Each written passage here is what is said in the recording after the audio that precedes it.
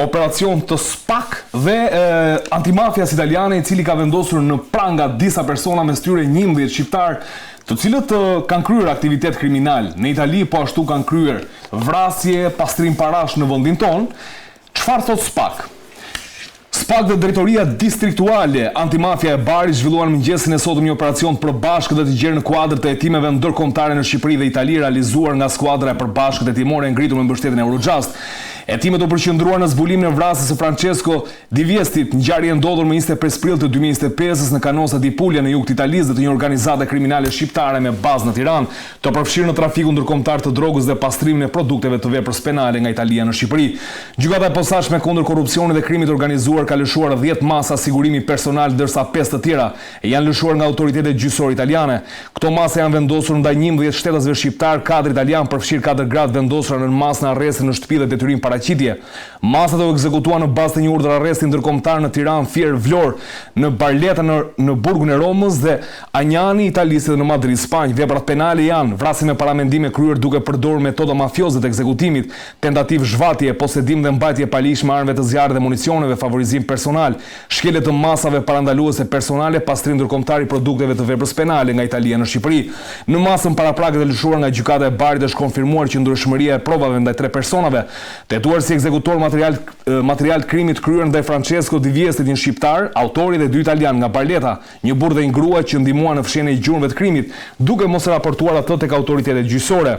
Hetimet zbuluan se në mbrëmjen e 25 prillit 2025 Francesco Di Viesti u përfshin në një konflikt në një bar të Barlettas dhe u dërguar brenda disa shpellave pranë një zone të izoluar në murgjën e sipërme në Canosa di Puglia, ku është qelluar 5 herë nga 2 pistoleta dhe më pas i është vënë flaka brenda disa gomave me qëllim që kufoma të digjej, sipas një metode të përdorur në vitet 90 në këtë zonë.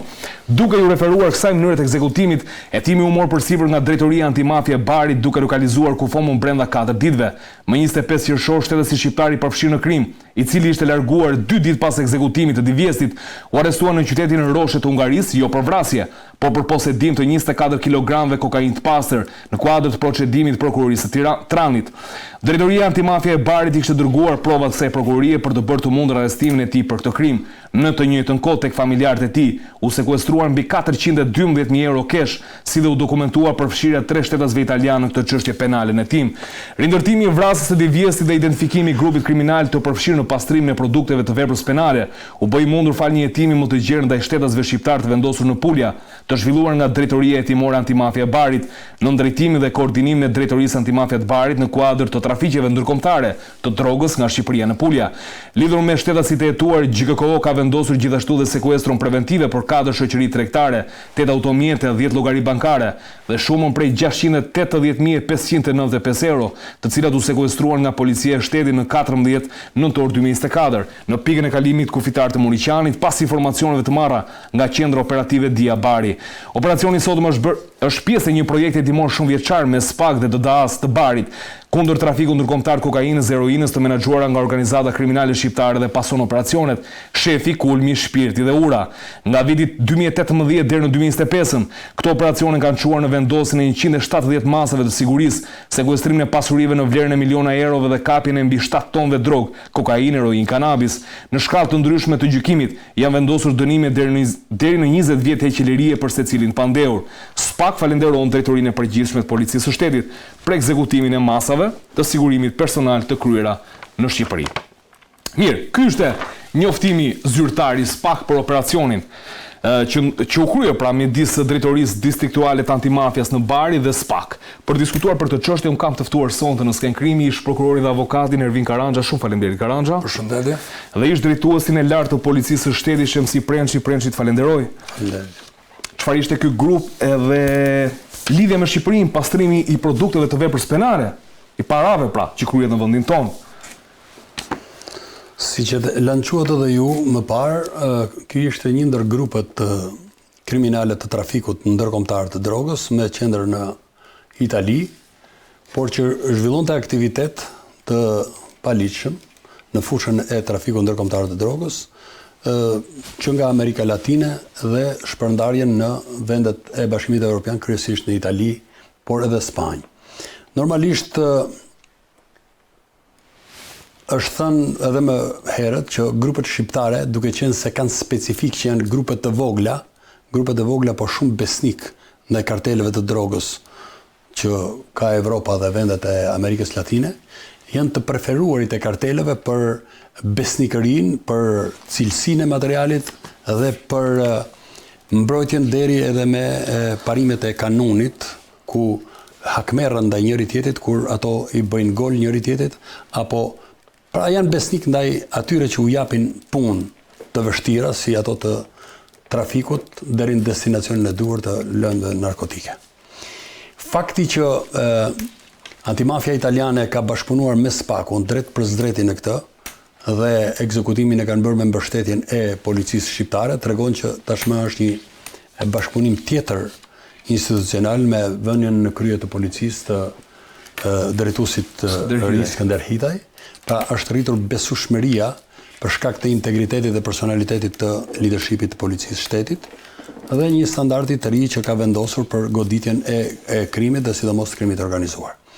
Fakti që në këtë grup kriminal të goditur kemi të bëjmë me 11 shqiptar dhe 4 të huaj, pra italian, tregon se çfarë dominance kanë grupet kriminale shqiptare në tërësinë e trafikut ndërkombëtar të drogës, kryesisht ata detyra të cilat marrin grupet shqiptare, sepse ne nuk mund të themi që grupet shqiptare janë kartel dhe organizojnë gjithçka dhe marrin përsi për të gjithë aktivitetin e prodhimit, të ngarkimit, të transportit, të shpërndarjes. Pra, këto kryejnë detyra të posaçme sipas përcaktimit që u bëjnë kartelet. Dhe në këtë aktivitet të detyrave që kryen janë tepër besnik dhe të vendosur.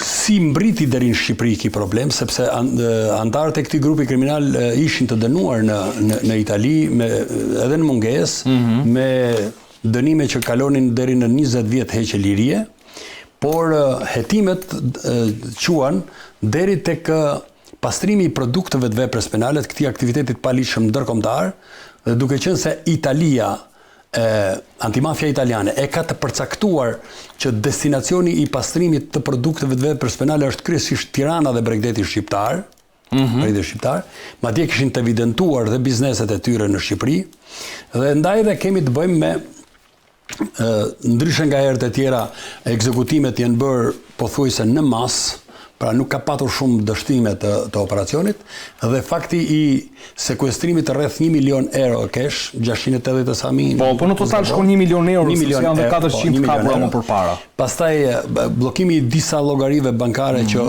shkon një sasi shumë e madhe parash, dhe aktivitete biznesi 4 dhe mjete motorike, 8 mjete e gjëra tjera.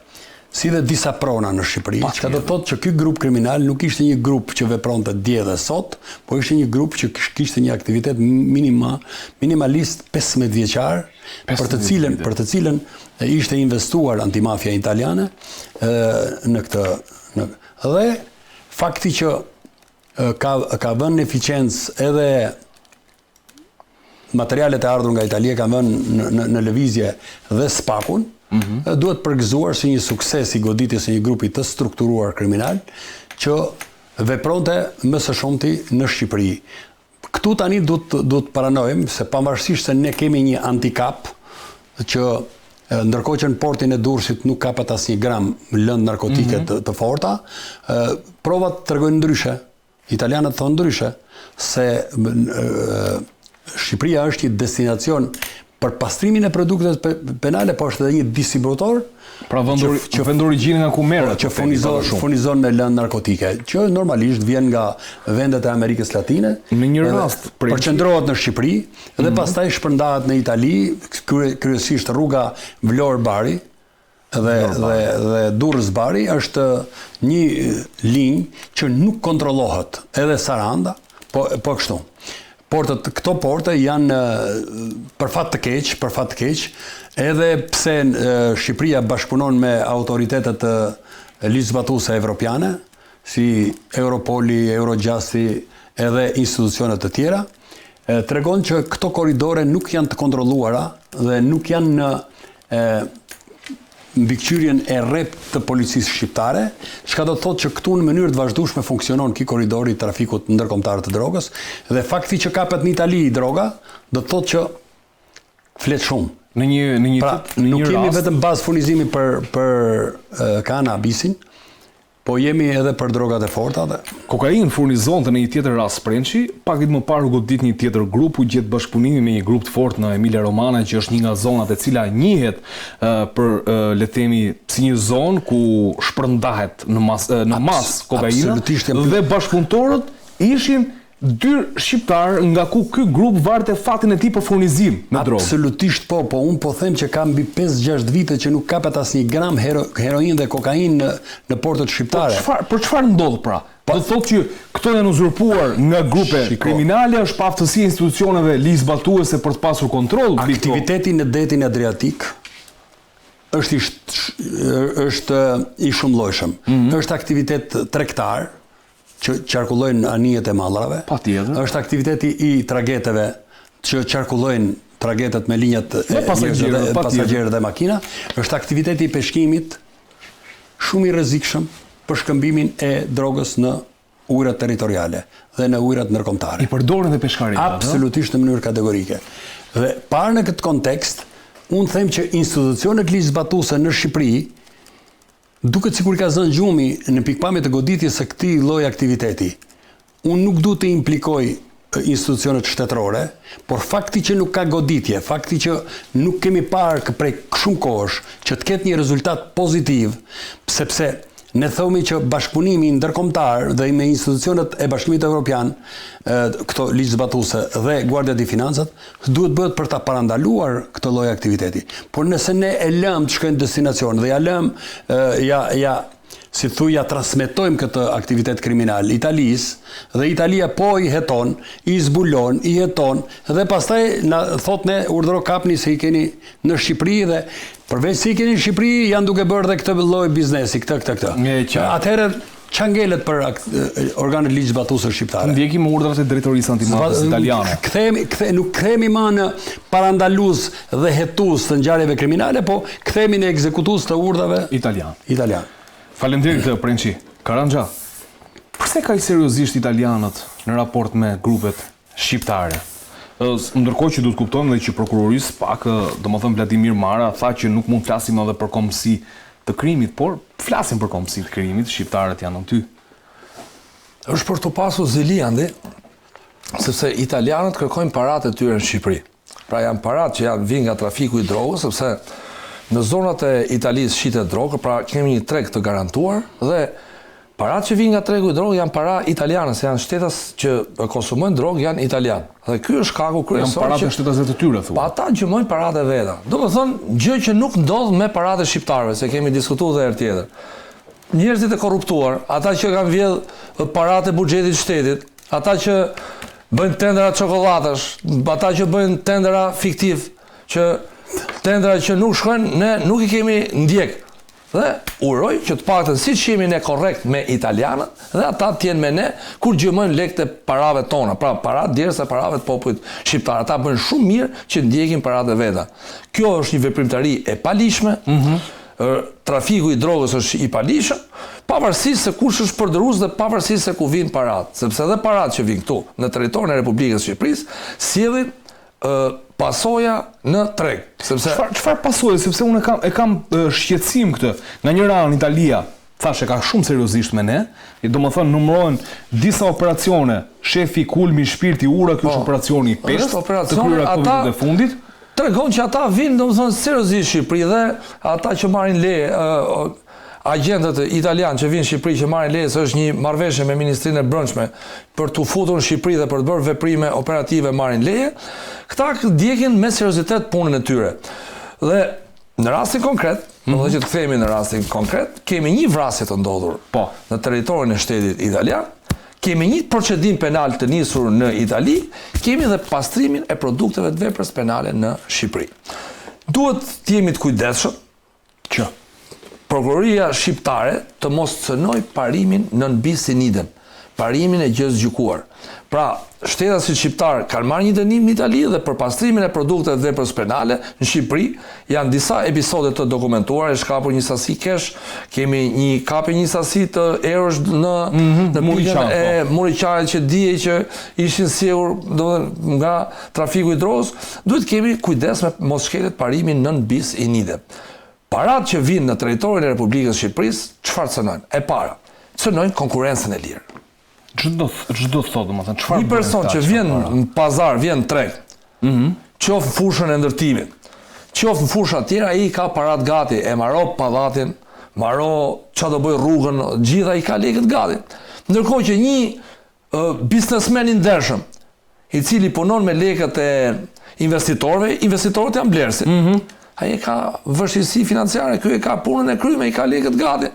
Qoftë për furnizimin, qoftë për hapjen e gropës, qoftë me parkimin nën toksor, qoftë me mbarimin, ai ka pallatin me çelës në dorë dhe mund t'i pastrojë lekët. Dhe kjo cënon konkurrencën e lirë.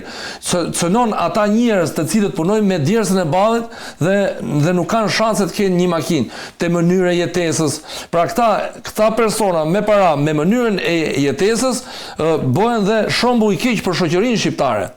Te makinat e fundit, te jeta luksoze, vila. Prandaj i mëson njerëzit, është quhet parandalimi i përgjithshëm, domethënë që mund të përfitosh nga trafiku i drogës. Njerëzit duhet mësohen që shqiptarët, domethënë në gjithë territorin e Republikës së Shqipërisë, të pasurohen në mënyrë të drejtë. Pra kjo është shkel konkurrencën, është shkel dëmton edukatën ndaj brezit ri që i largohen punës dhe shikojnë pasurimin e shpejtë dhe sjell shumë pasoja.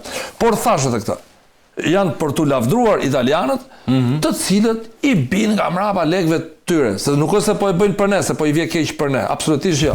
Ata shohin ka një agent dhe shumë mirë, respektojnë shtetin, sepse duke u goditur kjo mënyrë rrjedhje parash nga vendi vet, duke qenë veprimtari e palishme, ndërpritet për të ndodhur në vepra penale në të ardhmen nga shteti shqiptar. Një diçka që nuk jam dakord. Që është?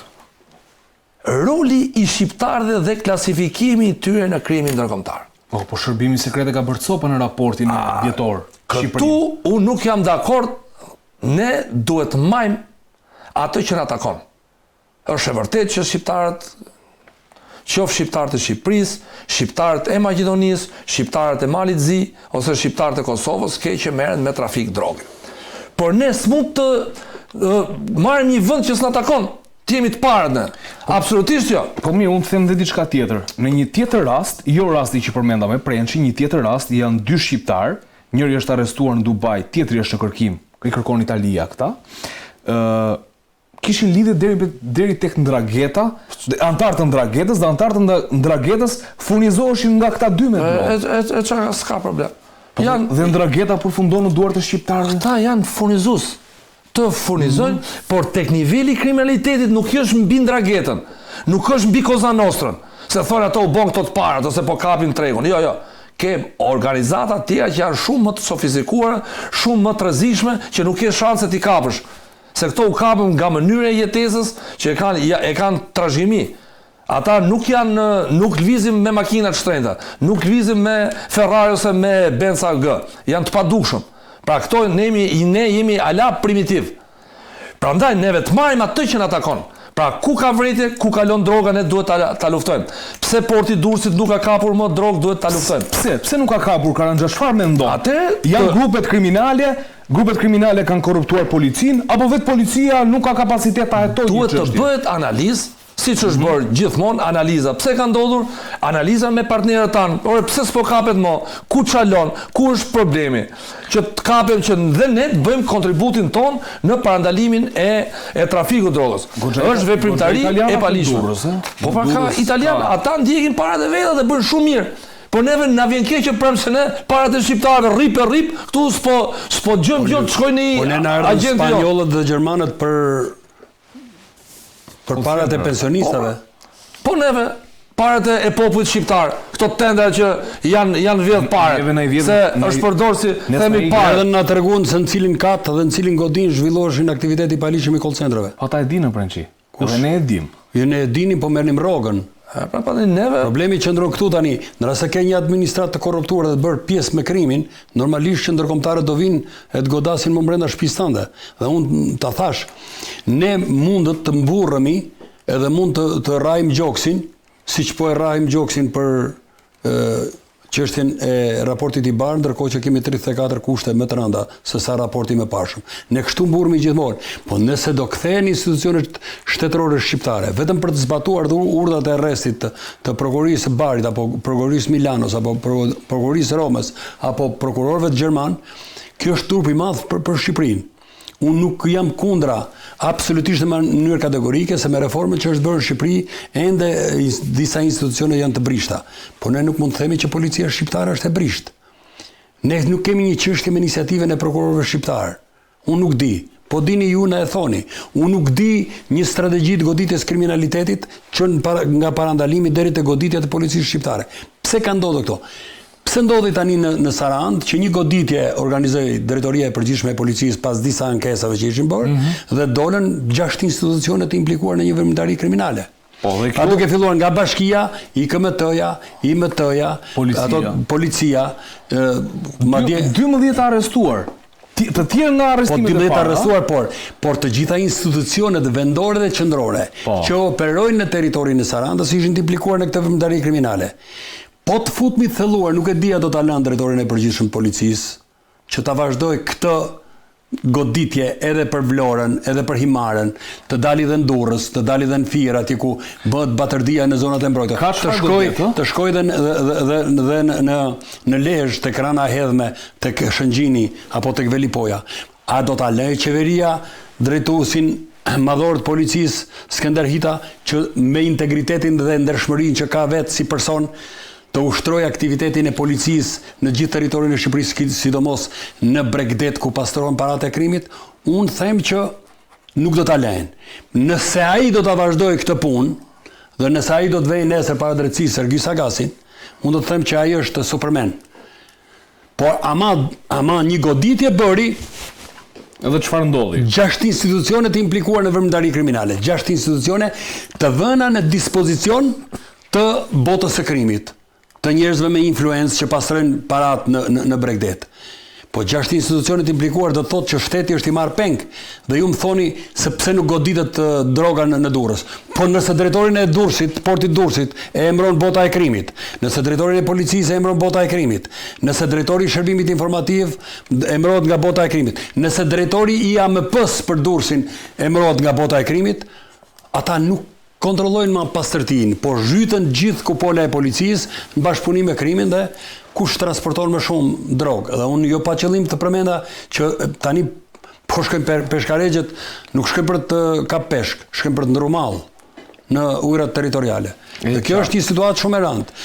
Dhe mu me vjen turp, domthon cili do detyrë po të kisha, tisha krye prokurori i Durrësit, apo krye polici i Durrësit, apo kreu i shërbimit informativ të Durrësit, apo drejtori i portit Durrësit, në rast se unë do kthehem në zbatues të urdhrave të arrestit të Italisë për një aktivitet që zhvillohet në Shqipëri, sepse ikja e drogës bëhet nga Shqipëria, shpërndarja bëhet në Itali, pastrimi po bëhet në Shqipëri, do të thotë që A-ja dhe Z-ja zhvillohen në Shqipëri. Dhe asnjë nga organet ligj zbatuese nuk ka qoftë edhe një provë, që nuk ka edhe një dokument, një dokumentim të veprimtarisë kriminale të grupeve shqiptare. Dhe ju bëhet një pyetje shumë interesante. Përse kanë një rol këto shqiptarët? Edhe nganjëherë bëhen dhe më të fuqishëm. Nuk na duket ne se bëhen më të fuqishëm. Se në fundit në Shqipëri pastrohen produktet e veprës penale të këtij grupi shqiptar, po kartelet e drogës kanë dhe interes për t'i përdorur grupet shqiptare për të pastruar edhe paratë e tyre në Shqipëri. Dhe ne nuk jemi në heshtje në këtë pikë. Ju e dini shumë mirë. Personalitetet të larta, në thonjza, të organizatë të karteleve të drogës kanë bërë takime në institucionet më të rëndësishme të Shqipërisë për pastrimin e parave. Ne mos bëjmë sikur nuk kemi dëgjuar dhe se kemi parë. Jemi terreni mirë. Mirë, një tjetër çështje ku duhet ndalem është terreni art. Terreni art. Duhet të ndalem tek vendimi i gjykatës lartë që ka vullosur le të themi dënimin e apelit për grupin Emiliano Shullazit. Të lutem regjia siglën.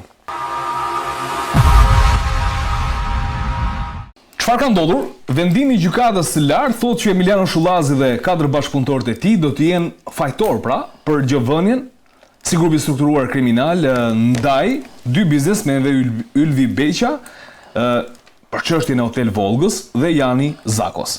Si përfundim, gjykata e lartë la në fuqi vendimin e apelit dhe Shullazi dënuar me 14 vite burgim, ndërsa për 4 anëtarët e tjerë të grupit gjykata kishte dhënë 12 vite burg për Gilmando Dani, tashmë i vdekur, për qyqen dhe zelën. Dhe nga 10 vite, këta dy dhe Blerim Shullazi 9 vite. Kam përshtypjen që i vetmi Karanxhi që ka ngelur në burg është Emiliano Shullazi. Ndërkohë, Shullazi ka edhe le të themi 3 çështje të tjera për të cilat ka përballje në raport me Spakun, është i akuzuar për vrasjen e Vajtin Lames, i akuzuar për vrasjen e Klodian Saliut, si dhe për sigurim kushtesh për të kryer vrasjen ndaj shtetasit Durim Bami, dhe ky i fundit i ekstraduar pak kohë më parë nga Dubai. Çfarë ndodh me Shullazin? Ka përshtypjen është arrestuar në vitin 2016, vendimi i gjykatës së shkallës së parë ka qenë në vitin 2018, kaloi çështja nga krimet e rënda tek Spaku dhe 2021 apeli dha këto vendime, sigurisht u bëre kurs në gjykatën e lartë dhe gjykata e lartë vendosi këto. Nga dhënat që kemi, pra arrestimin 2016 deri në 2021 ka qenë çështje që ka qenë në paraburgim. Po. Më pas, domethënë është burgim të llogaritja e dënimit. Mendoj që në rastin konkret Shullazi është duke vuajtur dënimin për 14 vitesh burgim. Lidhje me çështjet e tjera, pra është akoma duke vuajtur këtë dënim. Pra domethënë duke bërë dhe llogaritjen, domethënë si ashtu është duke lidhje me çështjet e tjera, janë çështje në hetim gjyqësor, pra ke dhe hetim gjyqësor dhe hetim paraprak, domethënë një çështje që hetohet. Presim gjykatën që të marrë një vendim, domethënë sepse është çështje që të mos cënojnë parimin e prezumimit të pafajësisë. Patjetër. Ai thjesht është shkruar akuza nga Spaku. Një akuzë të shohim nëse do ta provojë prokurori në gjykatë. Provohet se janë ngjarje pak të vjetra. Me thonë të janë ngjarje të vjetra, ngjarje për shembull vrasja e Valdin Lamës, ngjarje 2005-s. Po. Me shpërthimin me tritol në. Po, ngjarje 2005-s dhe sot kanë kaluar afër 21 vjet që nga koha e ndodhjes ngjarjes. Edhe Klodian Saliu, po në të njëjtën kohë është në 2005. Edhe 2005, si shtemi dhe për 21 janari, që është shumë e vështirë. Po. Pse nuk janë bërë veprimet në kohë, që kemi diskutuar, domethënë ashtu. Gjithmonë ngjarjet e vjetra kanë vështirësi në prova dhe provueshmëria. Kështu që të mos cënohet parimi i prezumimit të pafajësisë, duhet të jemi shumë të kujdesshëm në lidhje me prova, madje të ngjarjet e vjetra, domethënë për mendimin tim personal duhet të kushtohet rëndësi provave shkencore. Pra, provave shkencore. Ç'kupton me provë shkencore?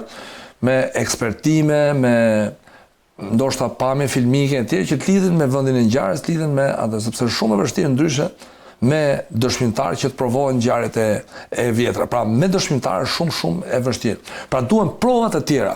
Me prova të tjera, pra dëshmia është një nga llojet e prova, ka ekspertime, ka ballafaqime, ka kthyrje, ka prova dokumentare, ka prova me video, ka procesa verbale, transkriptesh e tjera, pra janë shumë gjëra që të bëhen si një zinxhir. Se vetëm me një dëshmitar është shumë e vështirë provoj. Prandaj po them që kemi të bëjmë me një ngjarje të cilët duhet të provohet nga ana e prokurisë në gjykatë me gjithë këto ngjarje. Po një pyetje kam këtu Karanxha.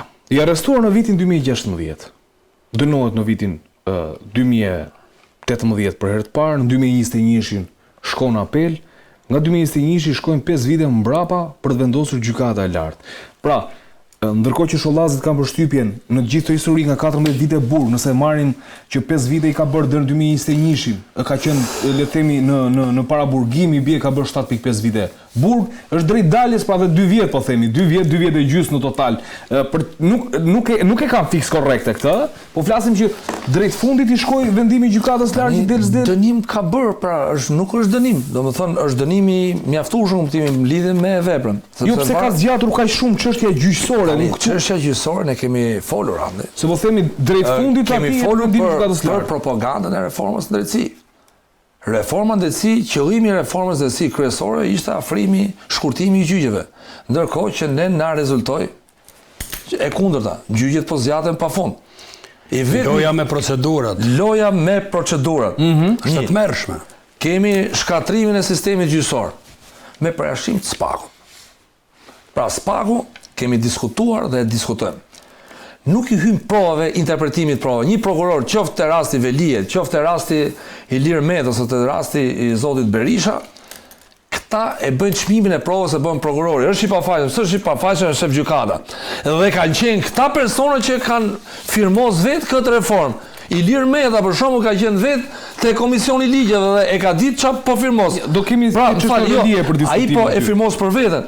Kurse afati arsyeshëm, Shqipëria sot është pa gjykata. Sot nuk marron dot gjyqi, sot në e parë herë nuk marrohet dot gjyqi, ka afat. Por janë të gjitha procedurat gjyqësore i ke qoftë zbardhjen e vendimit mbrapa, nga marrë ke zbardhjen e vendimit e sa në vete. Ekzekutimin është në vete. Pra është katru sistemi gjyqësor totalisht. Pra i zhvon mina sistemi gjyqësor vetëm për një spa. Prandaj këta kurban i zi që kemi folur tjetër duhet kurban. Pra duhet kurban sepse është katru sistemi. Jemi në ditën e Kurban Bajramit edhe fjala kurban është mirë që ta përmenim, por në fakt, prokuror, vetëm po të marrish lojën që bëhet me masat e sigurisë, që shkon më një masë sigurie deri në gjykatë kushtetuese, dhe të pastaj për shkak të bërjes dhe gjbërjes nga kolegji i gjyqtarëve, ne i rikthehemi edhe një herë nga e para, do të thotë ekonomia gjyqësore ka shkuar përpjet. Realisht domethënë dhe në çështjen Shullazi, 10 vjet gjyqi penal. Po, 10 vjet, po normal është kjo. Sa kanë qenë më përpara 2016? Duhet kuptojmë që sa kanë qenë 2016? Janë dënuar bandat e Selitës, janë dënuar në Durrës, shumë grupe dhe i kanë dënuar rrethet gjyqësore mbarote gjyqi. Theksoj, se në gjykat lart për një ta bëj pyetjen kështu. Nëse çështja Shullazi do ishte trajtuar në kushtet, po themi, të një drejtësie 100% funksionale. Se ne do të kujtojmë edhe diçka këtu, që fakti që grupi i Shullazit ka ushtruar shumë kohë presion ndaj gjyqtarëve. Në atë kohë, madje kemi dhe rastin që u kërcënua bashkëshorti i një gjyqtari që kishte çështjen e Shullazit, mungonin avokatët, një pjesë të avokatëve dhe nuk e merrnin dot përsipër, pra është një kalvar shumë i gjatë dhe kjo pjesë. Por nga 2021 që është vendimi i apelit, çështja shkon në gjykatën e lartë mbas 5 vitesh, po themi. Dhe 5 vite për dhënë vendimin e gjykatës e lartë, do thotë që njeriu është bërë gati për të liruar, çfarë vendimi po jep noti? Absolutisht asgjë. Dhe e dyta është dhënë këshillimi së zhbon seancë gjyqësore. Sepse të gjithë vendimet e vitit 2020, 2002 për shkakun, futesh në internet ke vendimet e gjykatës lartë janë me palë. Pra është bërë gjyqje në gjykatën e lartë, janë bërë gjyqje rregullisht. Pra ta dëgjosh tjetrin. Gjyqjet e gjykatës lartë sot bëhen dhomë këshillimi. Po pse nuk kanë hapësira, duhet të marrojnë shpejt. Është nga ndryshimi i procedurës, është bërë çdo gjë, është bërë dhomë këshillimi. Ndërkohë, drejtësia e vjetër dhe me gjyq në gjykatën lartë që dëgjon dhe marr shumë çështje, edhe çështje vrasjes, çështje tronda, rasti i Azem Ajdarit, vrasja e deputetit, u mblodh kolegji penal i gjykatës lartë. Dhe brenda 3 vjetësh çështja mbaroi. Duhet mbaroj tani 10 vjet çështje. Po e zëm se ka pas shkelje procedurale. E marrim të mirë se vendimi u lan fuqi. I bi ti ta kthesh mas 10 vjetësh, siç është ngjarje Rriollit, vrasja e Rriollit. Ja të ta marr. Pra shkatrimi ky është shkatrimi i sistemit gjyqësor. Të gjithë të tjerët janë të liruar. Janë liruar përpara vendimit të gjykatës lartë. Po nëse do konstatoj kjo që thoni ju mbas 10 vjetësh për ata që kanë qenë brenda do kishin konstatuar pavlefshmëri procedurale, gabime në hetime, nuk e di më radh. Çfarë do ndodhte me ata? Çfarë do fillonin? Ja u rikthenin ato vitet e burgut? Po si kthenin pra dhe kjo pavarësisht se këta akuzohen për grup struktural kriminal, prezumimi edhe ky është problemi se janë disa ngjarje në mënyrë të sepse problemi andi duhet kapur tamam siç është. Pra ka qenë 1 2 3 4 këtu cënon, këtu çalon, pse çalon dhe aty kur shkon mirë. Pra kur i gjë shkon mirë, pra spaku ka rezultate pozitive. Nuk i hym, thash edhe jemi treguar shumë të kujdesshëm në interpretimin e provave. Se njëri thotë jo ka prova, jo kështu duke vënë nikneme prokurorë, unë nuk i hyj prova fare. Prova është shmurja e provën e bën prokurori. Gjykata e shef, qofse madje edhe gjykata rast e fundit ka thënë pafajësi ose ka kthyr çështjet për atë. Pra ka filluar çekimi. Kemi vlerësim pozitiv. Un kam një mendim, faleminderit Karança, që duke referuar kësaj çështjes ku kemi të akuzuar për disa vrasje edhe për armbajtje pa leje, grupi struktural kriminal, siguri kushtesh. Edhe bëjmë fjalë për dënime minimaliste. Por unë thëmë që sistemin e drejtësisë po e të rëndisin dhe po e fusin në një udhë pa krye, edhe këto vendimet e unifikuara, të cilat inicohen për interes të një apo dy personave me pushtet, mirë po fusin në çorientim të gjithë sistemin. Për shembull, ju e dini që dje i është drejtuar gjykatës kushtetuese vëllezër Qela të akuzuar për grabitjen në Rinës dhe tani i drejtohen gjykatës kushtetuese për vendimin e gjykatës lartë. Dhe tani janë shturur të gjithë, edhe ata që e dinë shumë mirë se çfarë edhe si janë të implikuar në veprimtari kriminale, në krimin e grabitjes edhe me pasoja e tjerë, por tani thonë është hapur një dritare.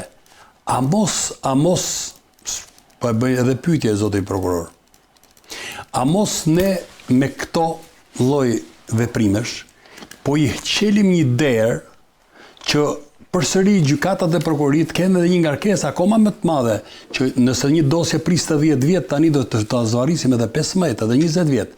Po në rast se të shkojmë 15 dhe 20 vjet një gjyq penal, për cilën janë provat, unë them se sistemi i drejtësisë do ketë një ngarkesë akoma më të madhe, sepse ditët e fundit çfarë tingëllon më së shumti? Që të gjithë të dënuarit, të gjithë personat që janë me masa sigurie arrest në burg, të gjithë po i drejtohen gjykatës kushtetuese, të gjithë po i drejtohen gjykatës lartë, se na është hapur një derdh për të liruar. Është vepruar në mungesë të proporcionalitetit në raport me krimin e bërë dhe masën e sigurisë.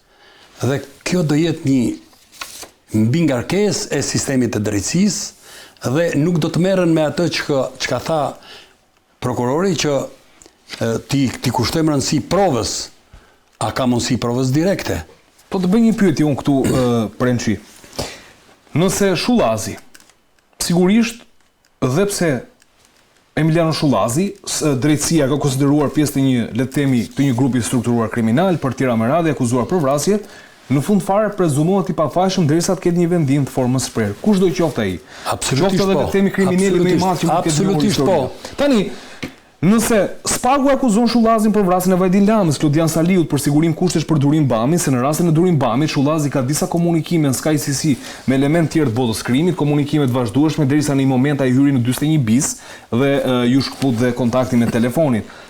Tani, nëse Spaku e akuzon për këto vrasje, përse nuk e çon në gjykatë tani? Për çfarë do të vënë, sepse kanë përshtypjen do të ketë kaluar mbi një vit nga momenti kur është ngritur akuza nga Spaku. Shiko, zakonisht organet e drejtësisë kanë patur rezultat ose me materiale të ardhura nga Sky Encrochat edhe platformat të tjera, ose kur ka patur një bashkëpunëtor drejtësisë. Qarkullojnë fjalë që organi Spakut po bën përpjekje për të thithur si bashkëpunëtor drejtësisë 1 deri në 2 persona të cilët janë të implikuar në këto veprimtari kriminale. Unë pa me dyshje jam me atë që për gjithëkënd që nuk ka prova për një krim për të cilën akuzohet dhe nuk ka një vendim të formës prerë, normalisht prezumohet me i pafajshëm, po nuk ka pse të vuaj pafundësisht. Ndaj dhe organet ligjzbatuese, organet gjyqësore, organet e prokurisë të reformuar pas reformës në drejtësisë tashmë duhet të kenë një standard, jo 10 standarde. Nuk kanë, sepse ligji e ka të shkruar, ti mund ta shtysh afatin e hetimit 2 herë nga 3 muaj apo 2 herë nga 6 muaj dhe mund ta qesh 2 vjet, por nuk mund ta qesh në pafundësi. Dhe normalisht një ditë e bukur duhet ta plasësh dosjen në shqyrtimin gjyqësor. A ti do të vendoset fajësia dhe pafajësia. Me ato prova që ke ti. Me ato prova. Ke qenë pa zoti për të siguruar prova, s'ke pse t'ia zgjasish privimin e lirisë cilit do, pavarësisht për çfarë e akuzon. Sepse nëse nuk ka prova, nuk ka pse të rrijë të vuj Emiliano Shullazi para burgim pafundësisht. Pafundësisht. Nëse ke prova, dënoje përjetësisht, po ta dënoj gjykata përjetësisht. Por këtu ka një konvergim, Në njërin anë është paaftësia e organit të akuzës për të siguruar prova dhe për ta bindur gjykatën, për të qepur një dosje të mirë. Në krahun tjetër, mbrojtja e të akuzuarit luan me procedurat, luajnë me procedurat. Ne mbajmë mend se sa prokuror dhe sa gjyqtar të çështjes Shullazi janë ndërruar. Po. Sa avokat kanë heq dorë.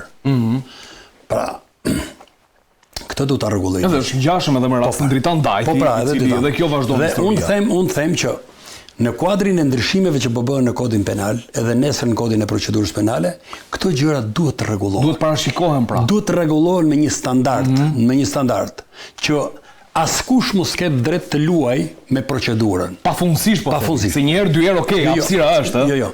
Shiko, të ketë sanksione deri me dënim. Deri me dënim, le të dënohet edhe një prokuror, le të dënohet edhe një gjykatës, le të dënohet edhe një avokat që ngre lojrat pista për ta futur në kalendat greke një procedim, për të cilin, sepse ne tham emrin e Emiliano Shullazit, që s'ka pse të vuaj, as ai ku nuk ka prova. Por mos harro se ne grupin Shullazi kemi të bëjmë edhe me një 20-30 tjerë.